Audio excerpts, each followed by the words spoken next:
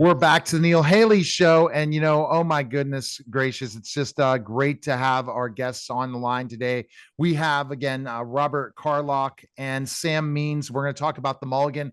Guys, thanks for stopping by. And it's really, really interesting story how this all develops. So I'm going to go to Sam first and you kind of tell me how it happened. Oh, sure. The show in general, I mean, it's coming from that place of all those big action movies that we unabashedly love. And I was watching on cable years ago. I randomly caught the end of the movie San Andreas, Sure. of all movies. And it's The Rock as a helicopter pilot and Carla Gugino, and Northern California is destroyed by a giant earthquake. And at the very end, the two of them are looking out over destroyed San Francisco and the Golden Gate Bridge. And Carla Gugino says, "What do we do now?" And The Rock says, "Now we rebuild." End of movie, as it should be. So there's a reason those movies end there, whether it's Independence Day or the Transformer movies or what have you. You win, you beat the aliens or the earthquake in this case, I guess. And then there's a reason the movie ends. You go to credits there, and a song that doesn't appear in the body of the movie. And we thought, oh, that's a pretty rich thing of what do you do now, where you've got this hero, this whether it's your Dwayne The Rock Johnson or Mark Wahlberg or Will Smith. Are they in charge now because they saved the day? And you can assemble all the different points of view to say, all right, if we are rebuilding society, what are we going to do? What are we going to do different? What are we going to do the same? And the fun of putting different points together is that points of view together, I should say, is that that's where comedy comes from. And what could be more stark than how are we going to have water are we going to reboot the Fast and the Furious franchise and do it an 11th one? Right, exactly. And so you think about that, that's always the thing. You're like, man, what just happened? I remember the Netflix movie last year and where Julia Roberts was in it. I'm like, right. What happened? What the heck happened to them? That's not a good ending. I don't like the ending of somebody watching Friends and it's over. That's a horrible ending. You guys have finally figured out how to end the horrible ending. There you go. After the end of Independence Day, it turns out it's just an office comedy where it's a bunch of people trying to figure out how to farm. So that's basically the premise of it. And by thinking about that, and then I guess Sam, it's the creative juices, right, that go into putting this together. Yeah, and we worked up together on a bunch of different shows: 30 Rock, Kimmy Schmidt, Great News, and we just wanted to bring that sort of tone, that joke dense hard comedy, a lot of different points of view butting up against each other, and bring that to animation. And when you're animated, you can have the space battle, and you can have an alien as one of the characters, and a giant murder cyborg who's figuring out who he really is, and maybe he wants to play piano instead of murdering people. And people forget animations, the top animators and voiceover people are making more money than anyone could imagine, some of these creators of some of these shows. And it's crazy. Why? Is it because there's no the voice actors come the part of this, or what do you think has happened? When you talk about other genres of great animation that's for adults that has just killed it. What do you think the reason is compared to some other things that don't kill it as well? Well, I think one of the in the kind of massive success that you've seen some of these shows have, I mean, The Simpsons, obviously, or Family Guy, but also Big Mouth and Bob's Burgers and Rick and Morty. No one gets older. You can the voice actors don't have to worry about getting up at 5 a.m. and sitting in a makeup chair for a couple hours. They can do The Simpsons for 30 years, and from the writing standpoint, the challenge of anything that goes past a single episode is how do you let your characters change and learn and grow while never really changing or learning or growing. And that animation really lends itself to that, both because you can continue to draw them at the same age. Bart can be 10 forever, but also just from a writing standpoint, and I think the way that people view animation, you can go farther and then snap back to your baseline more readily. There's just a greater tolerance, I think, for some of the some of the artificiality that's behind a successful, narrative sitcom, but animated sitcom. So tell me about some of the characters on the show. Well, our everyman, the guy who threw the grenade in the vent and destroyed the entire alien armada, like Mark Wahlberg or whatever, is Matty Mulligan. And because he was the hero, he was made president and is now, using his grenade throwing skills to try run and America. Yeah. run America as a whole. That's Nat Faxon. He's incredible. His first lady, who's not really his first lady because they just met during the alien attack and they kissed on a flagpole, but that was kind of the extent of their relationship. Again, the thing that happens in the disaster movie, but then it's like, well, what happens to that relationship going forward? Yeah, they have that intense. It's like Speed makes a joke of Right. it in the movie, but then in Speed 2, she's just on her own. He's Deanna's gone. So that's Lucy Suan, who's played by Chrissy Teigen, who is just a comic natural and was so funny throughout all this. So Tina Fey, who we've worked with a couple times before, we think she's pretty good. Oh, yeah. Dana Carvey, who's been a hero of mine forever. Dana Carvey from SNL and the Dana Carvey Show, which Robert actually That's worked my on first job. Yeah. back in the 90s. He is just the funniest guy in the world. And Sam Richardson, who's amazing in everything. Phil Lamar, Iowa Debris, who was a writer on the show, who we gave a voice and now is suddenly at the Met Gala and is the biggest star in the world. It's just an incredible cast, and we get to go in there in the booth and just play around with them and be funny, and it's amazing. And Robert, this is probably a big opportunity because everything is now finally dropping in the streaming networks and the TV where there's not tons of new shows. What an opportunity for you guys, especially where Netflix doesn't have a lot of animation when it comes to adult content. Yeah, I certainly hope so. We certainly hope so. The challenge these days, of course, is cutting through all the noise and finding the right. The algorithm does her best, but this is a show that goes hand in hand with what we've done before, and we think with like the hard comedy stuff like Big Mouth and other things that are Kimmy Schmidt that are on Netflix, and those are the shows that we like, and hard comedy is also a little few and far between these days, and so yeah, hopefully one of the benefits of having gone on strike is that the noise has abated a little bit, and we can cut through, and hopefully thanks to with the help of people like you, we can get the show out there. You know what? And I cannot wait. This summer is probably the biggest of all these new shows dropping, at least getting back to normal again. It makes me excited because there's shows to watch, or else you got to go back to people that you've had on and say, oh my gosh, now I could talk about you two and say, well, you guys created such unbelievable shows, or a part of unbelievable shows. Again, everybody that I watch, someday I have some involvement in it. That's what's so cool about interviewing celebrities and people who have created these amazing things. And I guess you guys, from your experience working together, how does that make things so much better with the years you've worked together and have both been on amazing projects together?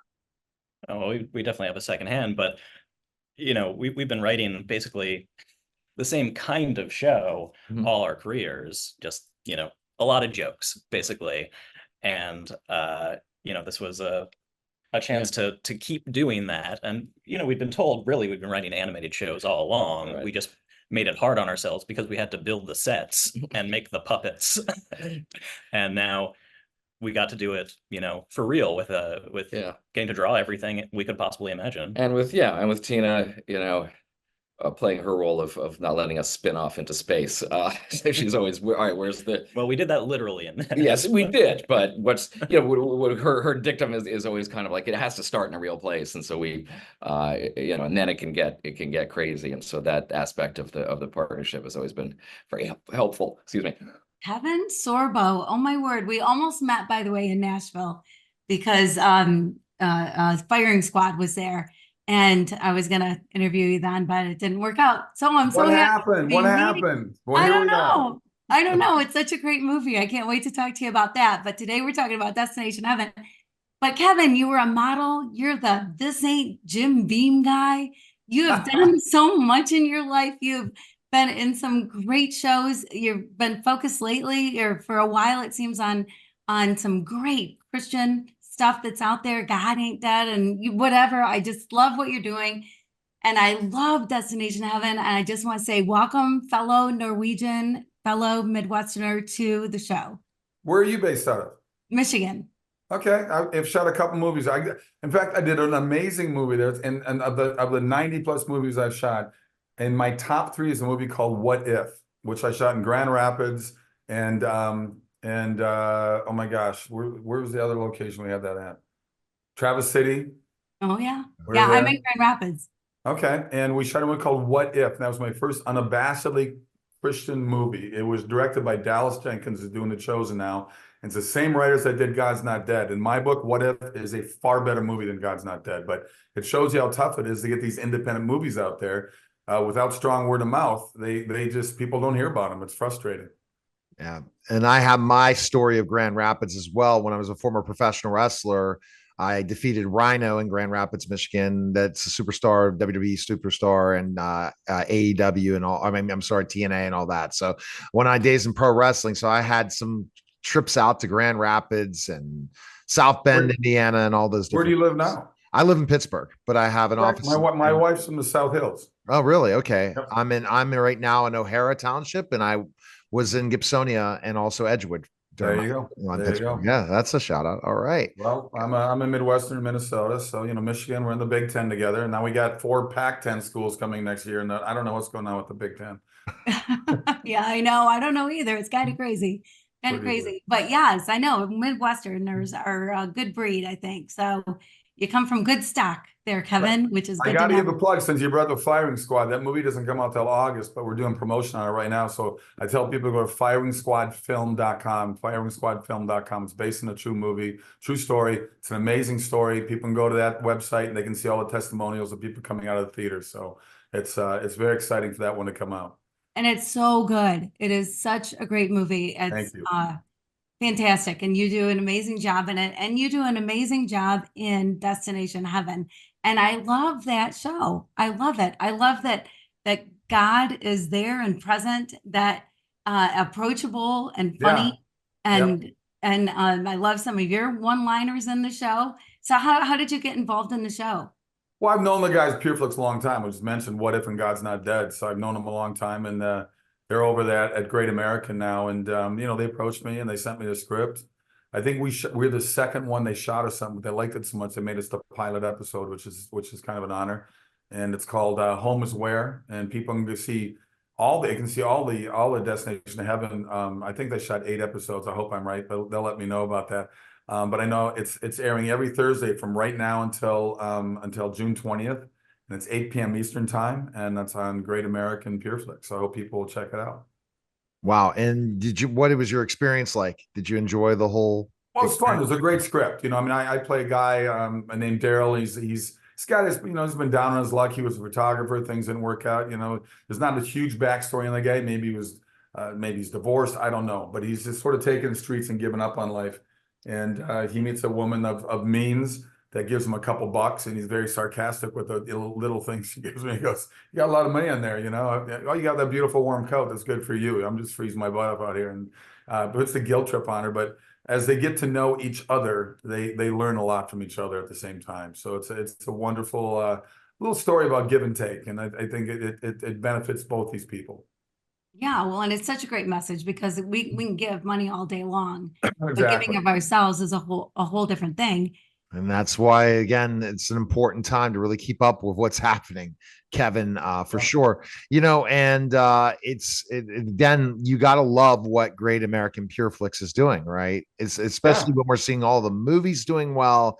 Yep. See all the Christian films and good quality content. That's what Great American PureFlix brings to the table. Yeah, and they're fighting the good fight to bring America back to a morally based country, which we were founded in Judeo-Christian values. Look, I've got atheist friends. I've got agnostic friends. They're good people. They're good moral people. Just because they're not Christians, I don't say, we have discussions about it both ways. But what I find interesting through Sorbo Studios is the number of emails and letters coming through saying, because of your movies, I became a Christian. So I know darn well what they're doing at Great American as well is they're going to change a lot of people's attitudes towards just any kind of any kind of faith. I mean, I think the biggest thing people are looking for right now is a road to redemption, hope. They want hope in this crazy world we're living in right now, that this isn't how it's going to end up, that there's a better road down the way. So I hope people will tune in and see what the good work they're doing at Great American. Yeah, I completely agree. Well, and it's like $80 a year to have Great American PureFlix. It's like Yeah. it's like nothing. And People so pay it should that. be in People pay every that a home. month for their cable service. Right, exactly. Yeah. Exactly. And great content, so much. And you're in there a lot because you've got quite a few things going on in there. And Yeah, and they've got some of my other movies that I've directed in the past that they put into the library, which is kind of nice. Mhm. Let's talk about your evolution as an actor and how you're seasoned, Kevin, from the days of just being, this monstrous big guy to now Kevin Sorbo playing other roles. How do you kind of evolve as an actor from that and your evolution? Well, I mean, it was, I mean, obviously Hercules was my first big break. I mean, to get that series and shoot 7 years down in New Zealand, I'm sure I wasn't as big as you. I was 6'3", 230 pounds at the most. Yeah, but you look great. You were unbelievable looking. Yeah. But what's great is the number of people, even to this day when I go movie sets, stunt guys come up to me or just anybody in the say, hey, dude, I started working out because of your show. And that again shows you the power of movies and television, because it can influence people in a positive way or negative way. And Walt Disney said that back in the 1950s. And it's so true. And unfortunately, a lot of ways is such a negative way when you see the movies that are coming out of Hollywood right now. And you look at stuff on the internet's crazy Wild West. It's amazing we can do this. This is a benefit of the internet, but there's a lot of bad things and evil in that as well. So for me, it really happened with the movie What If, when I did that movie. It was directed by Dallas Jenkins, who's doing The Chosen right now. And once I did that movie, I looked at my wife and I said, I think this is what I want to keep doing. I think there's a powerful message in these great movies out there. And you can see the independent market has just exploded, let alone what the Kendrick brothers do and the Irwin brothers are what they're doing. And there's more and more independent production people coming in now. And I get letters and emails now through my site, people saying, hey, I'm the camera operator on this Avengers movie or that thing. I want to do a movie with you. And I say, dude, we don't have $300 million budgets. We can't afford you. And all of them say, no, I want to do a movie that my kids can be proud of. That's like the common thing that I get from people all the time. Wow. Wow. Well, thanks for doing it. Thanks for making it happen. And the quality is just so good. Yeah, And it's just as good as the big budget movies. It's just that these are story movies. These are movies that have a story to tell, that you could walk out of the theater and have a discussion about it. I don't mind a Spider-Man movie, but 90% of movies all visual effects now. And you just kind of go, what a great roller coaster ride. But you can never be Hercules or Spider-Man or any other superhero. You can pretend you are, but you're not. But you can be a good person and do movies that Hollywood used to do. And that's the movies I'm doing now. And that's huge, right? And Yeah. I think, Kevin, what also the Christian community is bringing back are people to the movie theaters, to at least for these. And that just shows something that, and I already am seeing it. Aren't you seeing that Hollywood's starting to look at what's happening, what you're doing? And I did a movie called Let There Be Light that we opened. Here's a $2.3 million budget movie that I directed. My wife wrote it. And we're both in the movie. In fact, my kids were in the movie. And we open up against Thor Ragnarok, a $300 million movie. Now, a $2.3 million movie, that's not even the catering budget on Thor, So we shoot this movie. We're number 2 per screen average, this little tiny, engine that could. Monday, I get a call from Netflix. Netflix says, we want to meet with you. So I go to the Hollywood offices. They said, you got a firm foot in this inspirational world. We want to open an inspiration division here at Netflix and have you run it. I said, this is unbelievable. It's like, thank you, God, privately, So I said, 3 more meetings over the next 3 months with these guys. And ultimately, they did nothing. Their ideology is so insane and so entrenched in them. They're not like people with a different point of view. If you're a Christian or a conservative in Hollywood, you might as well be a double leper to them. Maybe that's kryptonite to them. But there's 80 million homes that want the kind of product that I'm doing. And yet they are still a capitalist business, but they don't even want to look at that audience. But eventually they're going to have to. And I think things are starting to change a little bit, like you just said. yeah, that's interesting. I know, like Undefiled, such a great movie that's out right now on Amazon Prime, and Amazon Prime seems to be doing a little bit more than what Netflix is doing as far as showing movies like that. So hopefully it will break in more and more and more into sort of the mainstream places that everybody goes to, you know, the Hulus and the Netflix, and you're making it happen. Like I have such admiration for you because you know what you believe and you are unapologetic about it. It is what it is, and you stand up for it, and you want change in the world. I'm so excited to meet the one and only beautiful Emily Rose. Emily, you have done some of my favorite things ever. Really? Yeah. Oh, wow. You're so sweet. No, for real. And I have to say, one of my favorite things that you did was Matchmaker Christmas. I loved it. I loved it. Of all the Christmas Hallmark movies, I could watch that one over and over and over. You were so good. It was so good. I'm going to text Brian and David, and then I'll text them and be like, guess what? Number one, it's number one. Yes, and the voice of, or you played Elena in Uncharted. And I did. Yeah. Yeah, I looked and there we are. I looked at like as of 2 years ago, there were 37 million downloads of that game. 37 million. I'm getting embarrassed. Like, oh you're so popular. Yeah, that's amazing. Yeah, it is. And now you got a new show, and that's what we're here to talk about, you and the show. So thank you for coming. Welcome to the show. Thank you. Thank you for having me. I was not anticipating that. That's very sweet. Thank you so much. Yeah, well, all so true. And I got a sneak peek at the new show that comes out in just 2 days, Destination Heaven. Yeah. And you do such a great job in that. And I love the show, the premise of the show and everything else. And so want to give a little synopsis of your character and of the show? Yeah, I was really honored. My dear friend, Dean Batali, who's an extremely talented writer. He's showrun The Good Witch on Hallmark, and he was on that 70s show, and he worked back on the first couple seasons of Firefly. He's so talented, and he just texted me, as we do every once in a while. He's like, "Hey, you want to come and do an episode with me?" And I was like, "Yes, I do."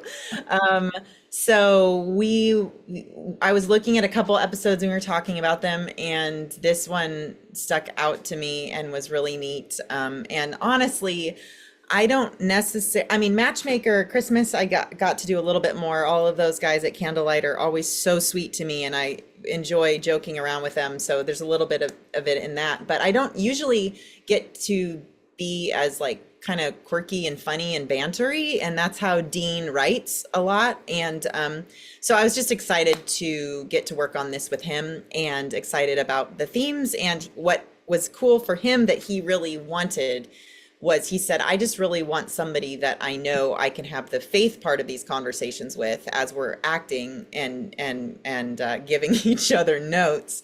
And because I think that that's important. There's, we're trying to go beyond stereotypical stuff here. So I want us to be able to really genuinely convey some of the things we're talking about.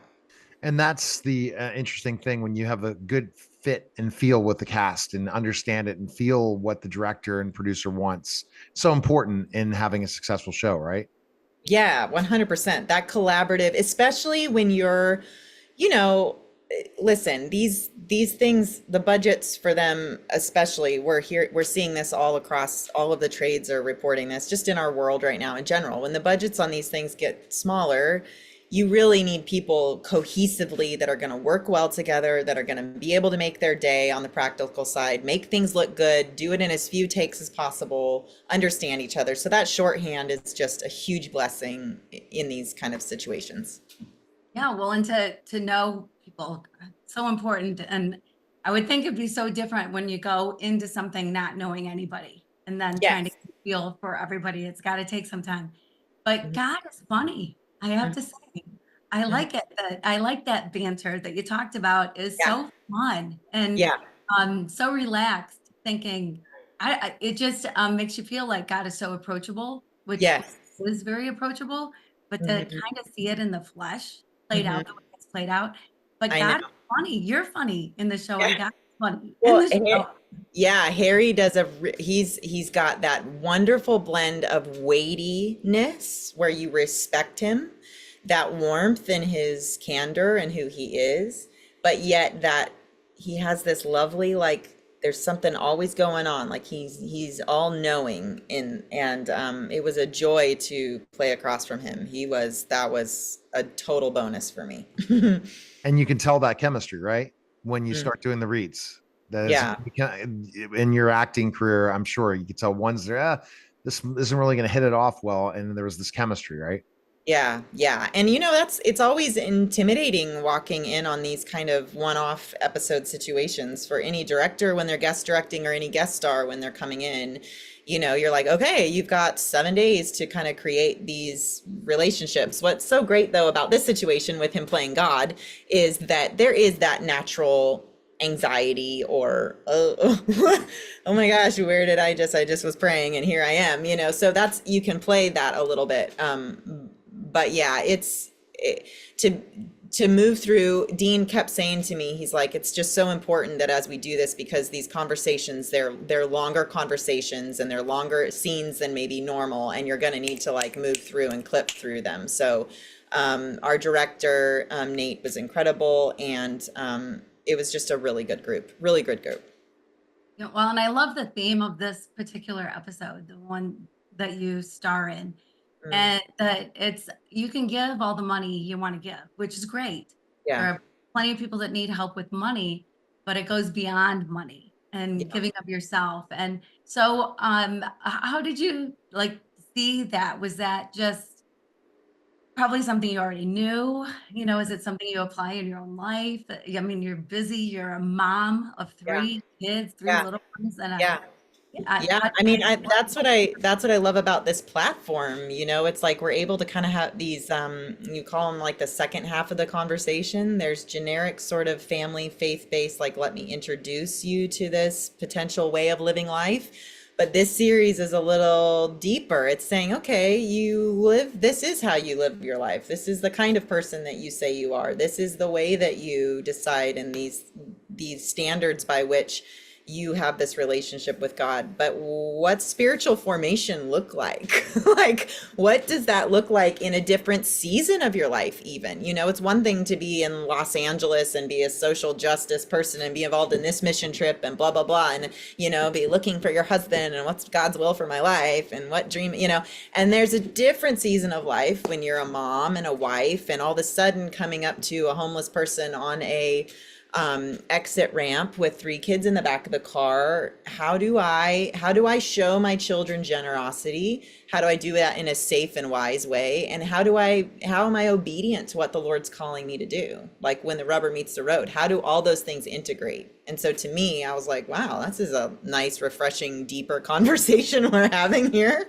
It definitely seems like it. And you talk about specifically enough heaven in the name of the show, and looking at specifically enough Christians who live for their destination being heaven are going to treat heaven on earth the same way as being fellow happy, trying to serve others, and truly not look at themselves, look at the common good.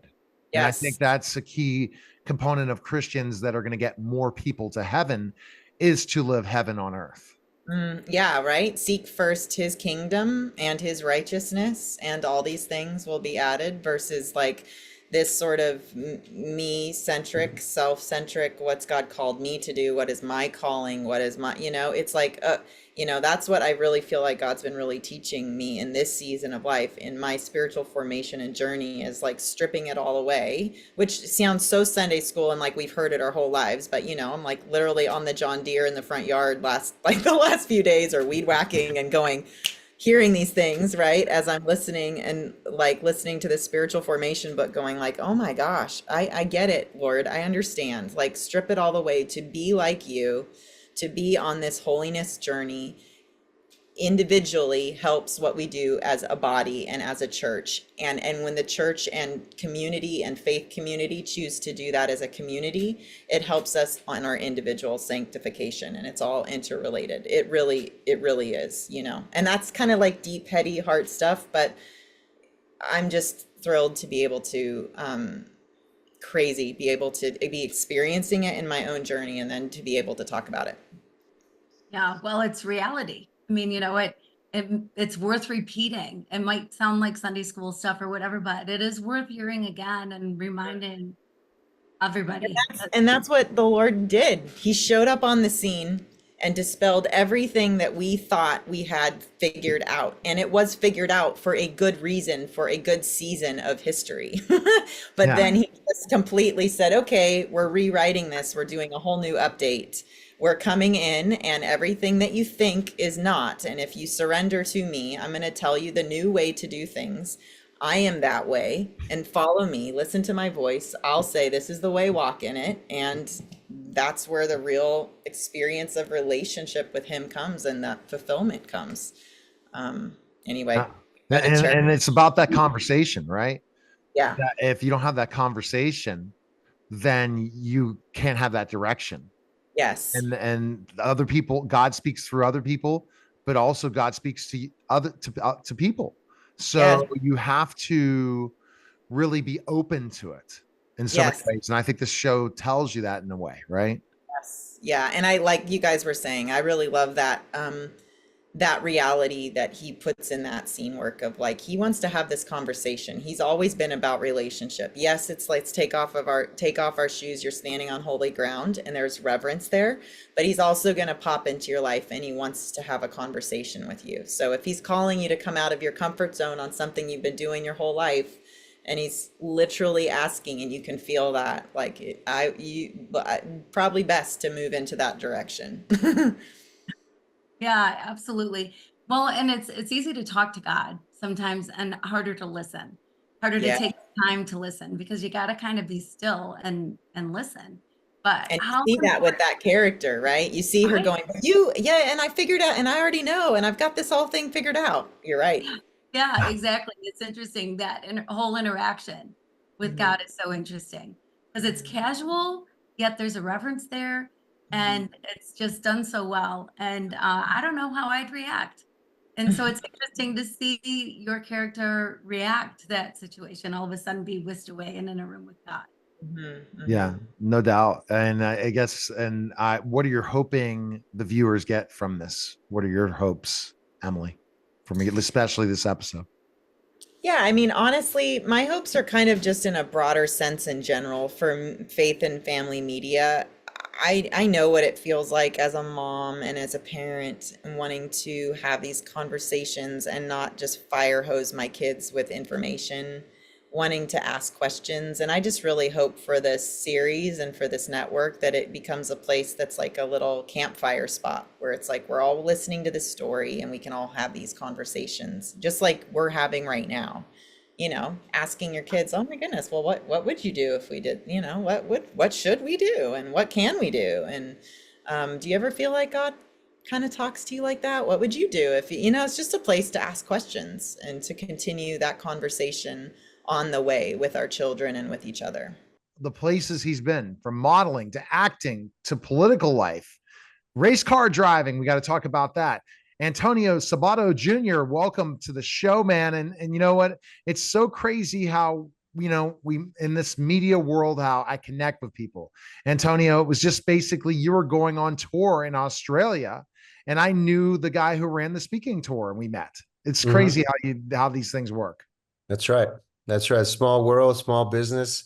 Everybody knows everybody at some point or another. But I'm fortunate enough that I travel all over the world, and I see a lot of people and meet a lot of people like yourself and stuff. So it's thank you for having me on your show.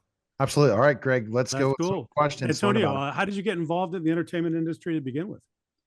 Well, my father was an actor for many years, and he's actually right over there. See that picture right there, and he was making a lot of films, and we were living in Italy. I was born in Rome, Italy, before I came to this country, and my father was making films and being an actor, and it's something I always loved to do. I was either that or motor racing or both, just either one or the other. So my father did the same thing. It's kind of like the generation of the Sabatos, always been either entertainment of some sort or racing cars or motorcycles or whatever.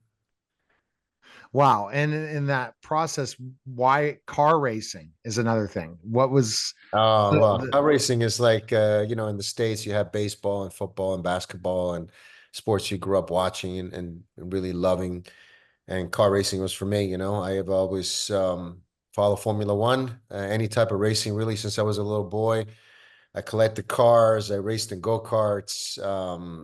I got involved in Formula One here in the States when I moved here. Been racing for Porsche over the years, and right now, since my father passed away, I just really dedicated myself in getting back into hardcore training to be in the pro series again, to be a professional race car driver, and I'm doing it for him. I feel like I just something that I'm called to do. So I've been training for about a year now and getting involved with some teams and talking to a lot of people. And in 2025, I'm definitely going to be racing one way or another. It's going to Okay. happen. Well, before we jump in back to acting, is there a particular race that you want to be in?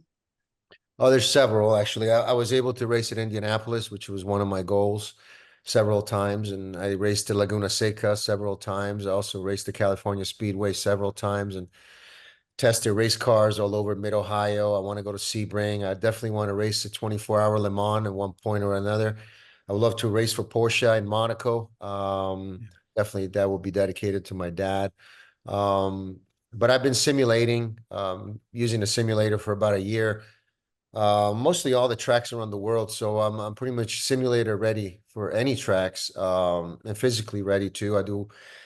I train 7 days a week. I'm training twice a day, every day. And I've dedicated for, like I said, over a year on getting back into having my body ready for racing. So now it's just a matter of finding the right series, the right thing that works for me with the right team who's willing to back me up, and I'll do the same in reverse. So in 2025, I'm definitely want to race for Porsche in one way, or maybe Lamborghini would be great.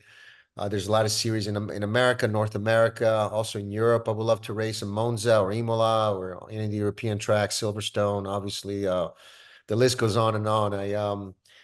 I just love racing. I really do. I really, at the end of the day, I really don't care what racing, even the V8s in Australia, going to Bathurst, or the track in Australia. I would love to race that too. 20 hour, was it 12 hours? 12 hours of Bathurst, or 12 hours of Sebring, Daytona, Miami, Austin, Vegas.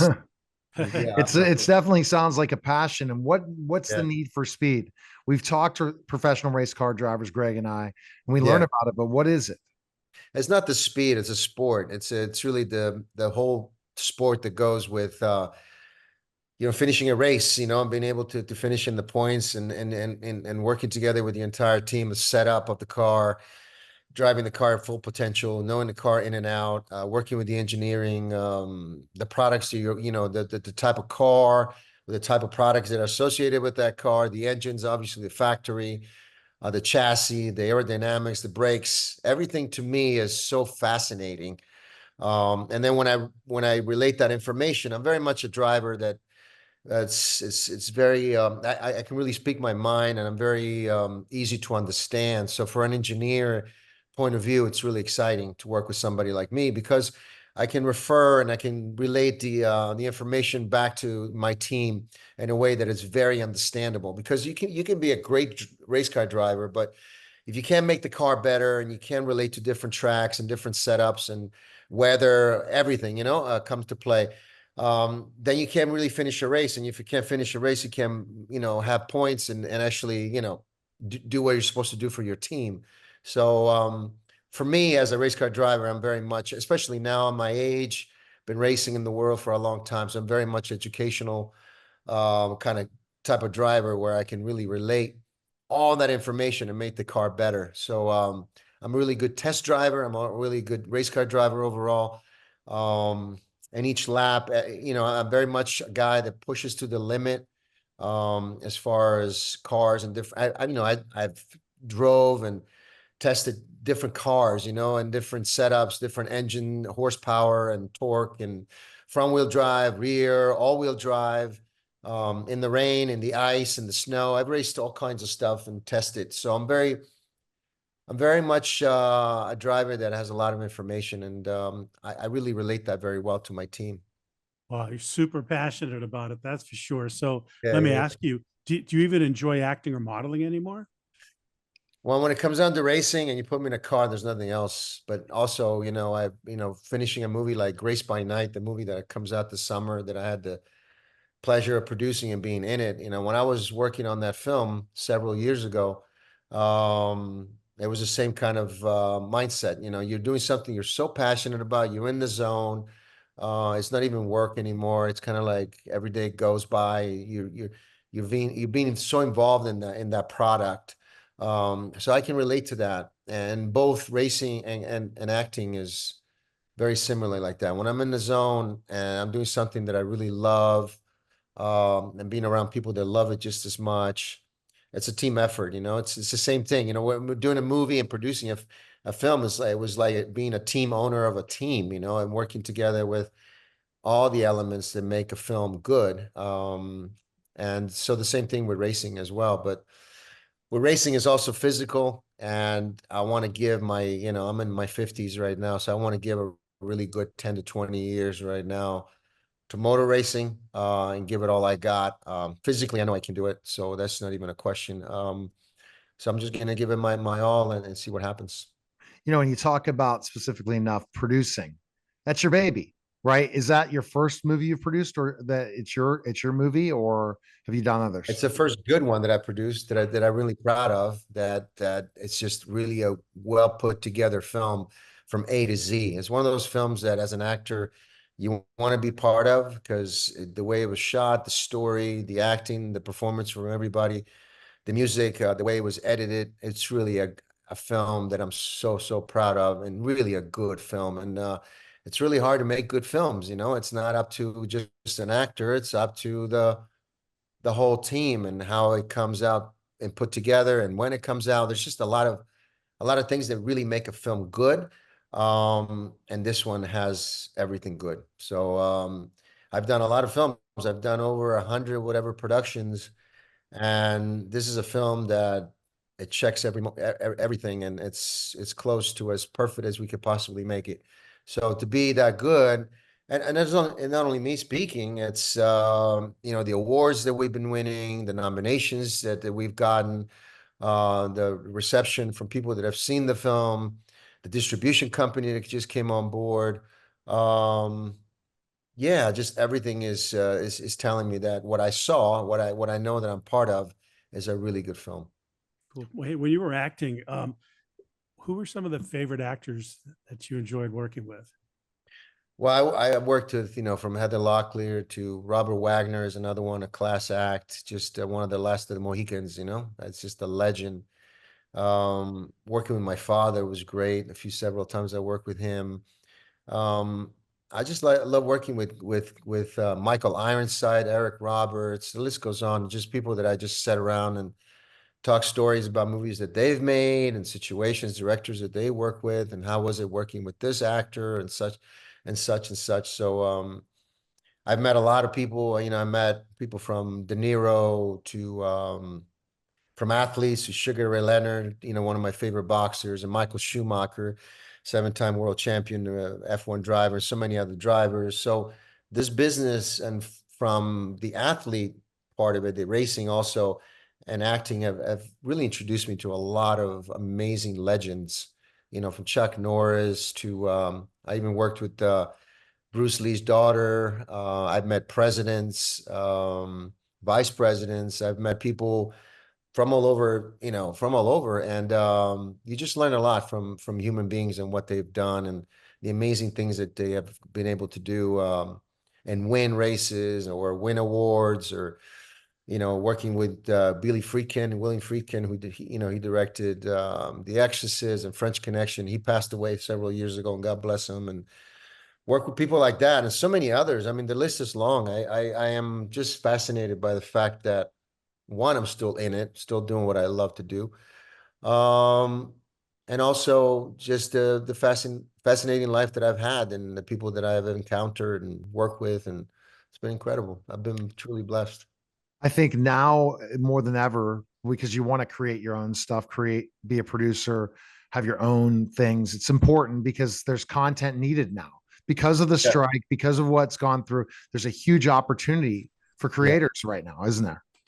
There is, and there's a lot of countries that need to benefit from that. That are, like for example, Australia. I opened up a studio over there, production company there. There's a lot of possibilities there for new content. There's always room for new content. I mean, in the industry that I work in, the industry that we all work in is really an industry that needs more information, more content, more shows, more positive shows, I believe. There's just a lot of things that we need to do that could focus on positivity, on love, on kindness a little bit more, I think, and everybody needs it, me included. So I would love to do more shows that are truly positive and make you feel good by the end of each episode. And I think that with so much information coming to us in our social media, we're introduced to a lot of negativity because that's the one that catches the most eyes. And I think we need to focus on more positivity that catches the eye instead.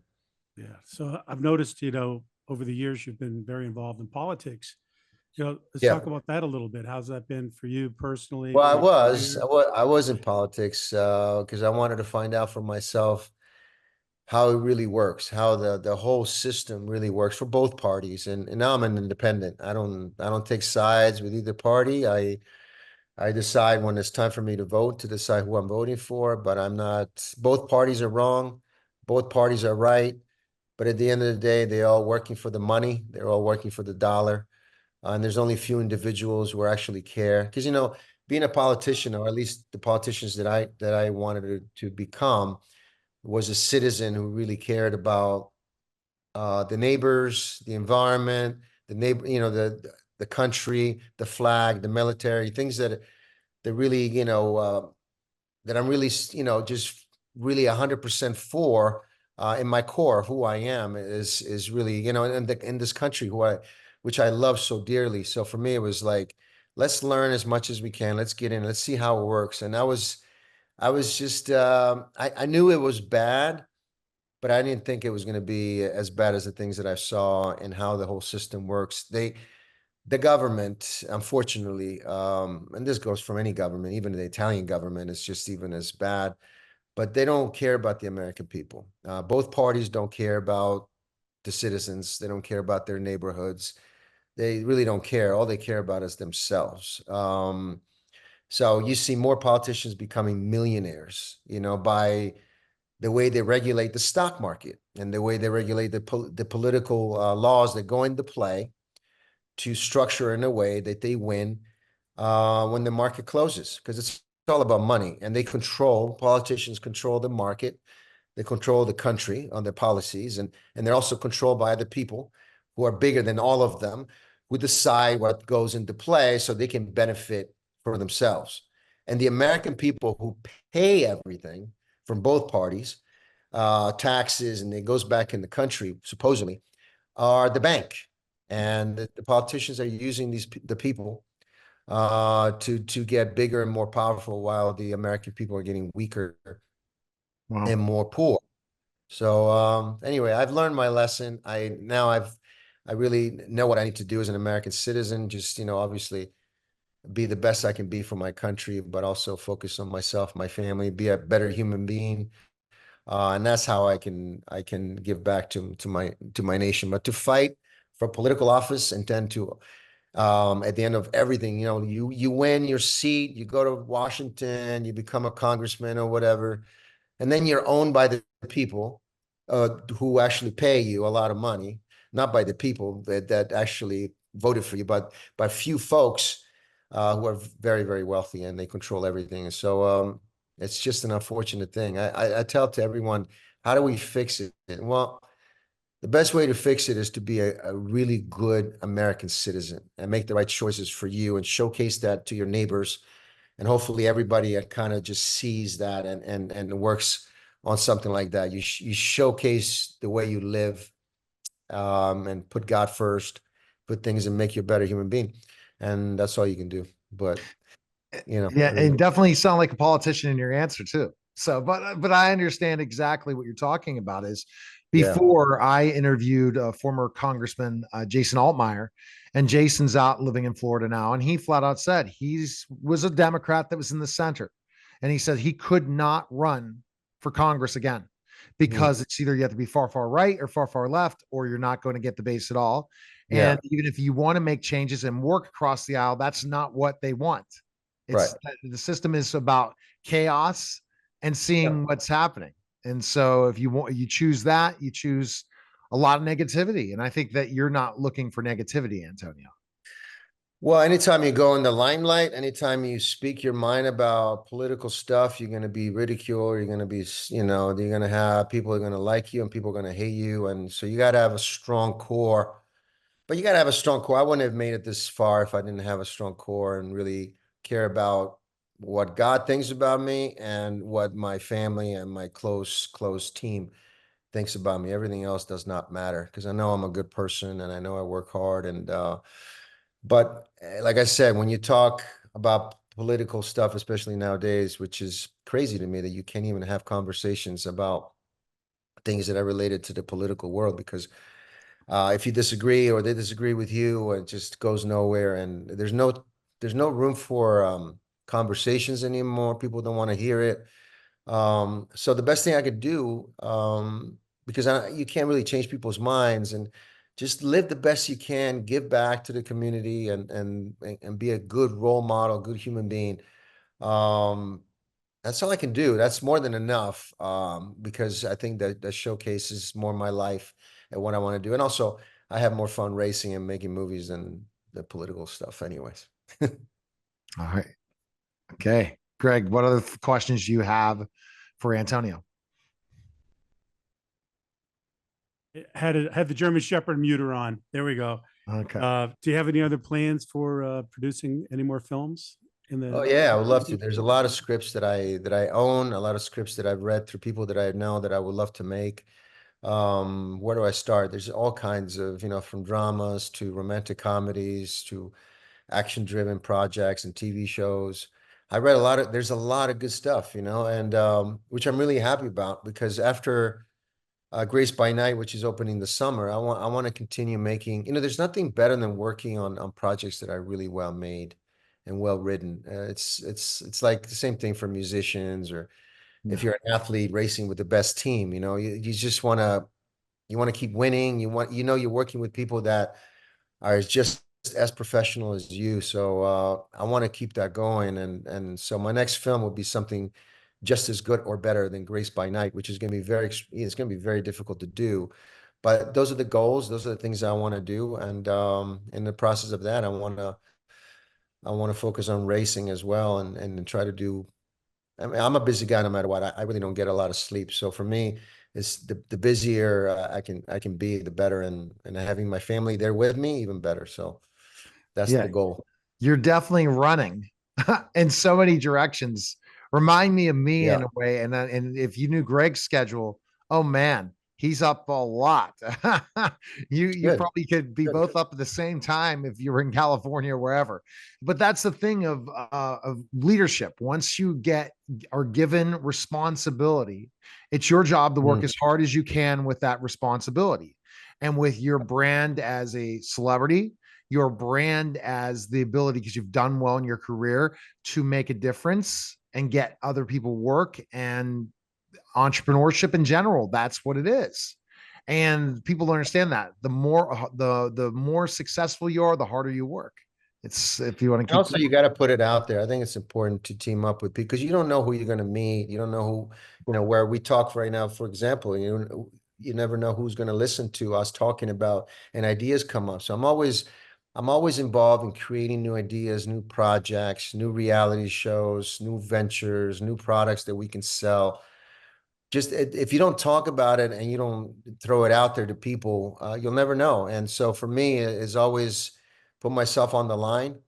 I'm always surprised to hear from people calling me back. I heard you talking about this. I want to get involved with you on this. Or I heard about you mentioning this project. I like to get involved. So yeah, I think ideas need to be expressed. They need to be talked, and you always got to just live on the line, really on the edge of life. You never know what's going to happen next. And that's what makes it so exciting for me, is that I'm always pushing and always throwing it out there to see who can be, you know, who wants to work with me. We never know what ideas they want to do. We can combine them together with mine, and there's just a lot to do. The day is not long enough. I wish mentioned- that's, yeah, go ahead, Greg. I was going to say, you mentioned family. Do you have kids? I do. I have what's that three look like? wonderful Yeah. children, and also my oldest, Jack, had a baby, so I'm a grandfather. I'm a Oh. nono. I'm a I'm a young grandfather, and the best for my son Jack and his family, and my granddaughter Isabella, beautiful angel, and then I have a daughter, and then my little boy, who just turned 13. So I'm good in the kids Busy. department. I have a great partner that I live my life with and dedicated to her, and yeah. So for me, it's really, I have it all structured in a way that really works for me. So I feel like I have all the, you know, everything to really hold me together and make me a better person, and also just the drive to do more, no matter what day, if it rains or shine, whatever, it's just to keep moving positively and making things happen all the time. Wow, that's impressive. Greg, you have that question for all of our celebrities, and this is where Greg is able to really get you to think. So go with your question, Greg. I can't wait to hear this answer. I know it's going to be amazing. So Antonio, thank you so much. Been a real pleasure. It's great to meet you. I've Thank you. enjoyed watching you on TV and so on as well. So tell me, Antonio, what do you feel is the most important thing in life you've ever learned? Oh, the connection that I have with the Lord, the connection that I have, my faith, and how far I've been pushed against the wall, and you feel like it's over and the end of the line, and life is not worth living, but the faith has kept me together, and it showed me that life is so much more worth living for. God, Jesus, the relationship that I have with Jesus Christ is incredible. It makes me a better person. And like I said, anytime I've been forced, or at least felt like I was being forced to give up, I never did. And I've actually came out of it on the other side a lot better, because of Christ, because of the love and the relationship that I have with him. And it's just a really amazing relationship for me to have, because it's not judgmental. It's not, it's a personal relationship, but it's unconditional love. And when you have that much love, for you, you start living it differently, and you start wanting to give that love to others. And anytime there's a moment of lack of integrity, or you feel like you're not doing enough, Christ just puts me back to a humble place. And so that humble place makes me a better person, makes me a better person with the people that I'm associated with, makes me a better person with the type of professionalism I want to bring on a movie set, or on the team, or how far I'm willing to push as a driver, as an athlete, to train really hard, to have that diet, to have that regimen, to be dedicated to my girl at home, to be the best husband I can be, to be the best father I can be, to learn from my mistake, to say, oh, I did something I shouldn't have, I'm sorry. All those things, Christ has done for me, and it still does every day. So my faith is constantly surprising me, and just making me a better person. So for me, it would be 100% the relationship that I have with Jesus Christ.